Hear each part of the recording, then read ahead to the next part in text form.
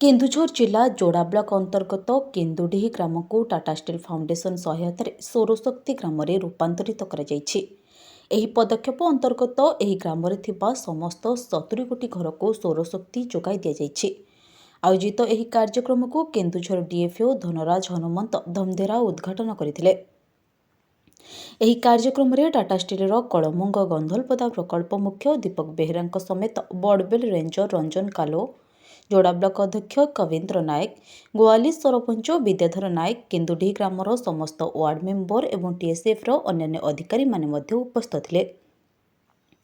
Tata steel ଫାଉଣ୍ଡେସନର ଏହି ସୌରଶକ୍ତି ପଦକ୍ଷେପ ଅନ୍ତର୍ଗତ କେନ୍ଦୁଡିହି ଗ୍ରାମରେ 15 ଗୋଟି ଷ୍ଟ୍ରିଟ୍ ଆଲୁଅ ଲଗାଯିବା ସହ ସୌରଶକ୍ତି ଦ୍ୱାରା ଚାଳିତ 5000 ଲିଟର କ୍ଷମତା ବିଶିଷ୍ଟ 5 ଗୋଟି ପାଣି ବିତରଣ ପଏଣ୍ଟ ସ୍ଥାପନ କରାଯାଇ ପାଣି ସମସ୍ୟା ଦୂର କରାଯାଇଛି। ଶ୍ରୀ ଧନରାଜ ଟାଟା ଷ୍ଟିଲ୍ ଫାଉଣ୍ଡେସନର ଏହି ପଦକ୍ଷେପକୁ ପ୍ରଶଂସା କରିଥିଲେ।